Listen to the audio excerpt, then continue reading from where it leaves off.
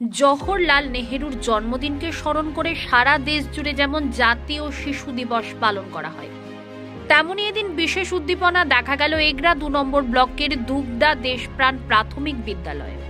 সকাল থেকে বিদ্যালয় চত্বরে শুরু হলো আনন্দ উৎসব। রঙিন পোশাক পরে হাসি মুখে স্কুলে আসে ছোট ছোট ছাত্রছাত্রীরা। শ্রেণীকক্ষ থেকে মাঠ সর্বত্রই যেন উৎসবের আবহ।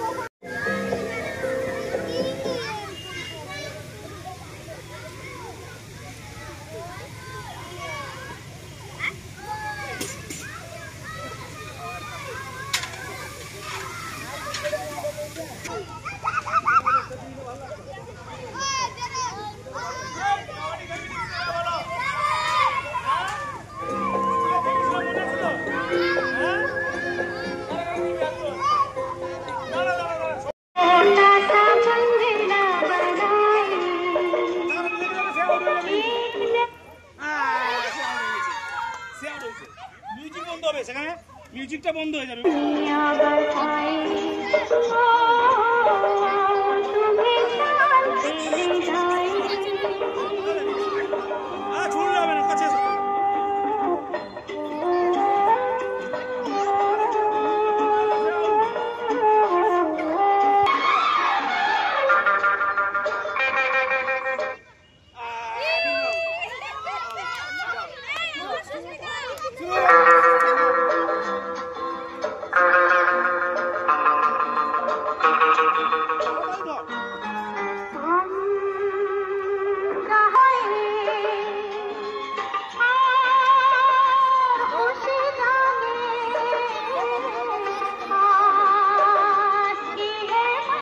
শিশু দিবস উদযাপন কি বলবেন?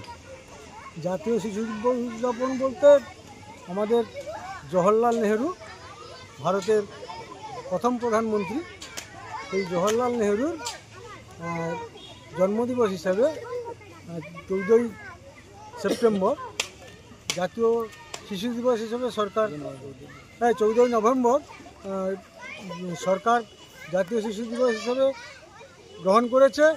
শিশুদের আগামী দিনের জন্য যাতে ভালোভাবে পড়াশোনা করে এরকম একজন সামাজিক স্বীকৃতি পেতে পারে এবং আরও বড় হতে পারে, তার আহ্বানে সরকার পক্ষ থেকে এই শিশু দিবস পালনের উদ্যোগ গ্রহণ প্রতি বছর দুগদা দেশপ্রাণ প্রাথমিক বিদ্যালয় করে থাকে। এবছরও সেই করছে। তার নাম? আমার নাম তপন কুমার প্রধান। ডেজিগনেশন? আমি প্রাক্তন প্রধান শিক্ষক দুগদা দেশপ্রাণ প্রাথমিক বিদ্যালয়। এই শিশু দিবস উপলক্ষে যথাযোগ্য মর্যাদায় দিনটাকে পালন করছেন, কি বলবেন?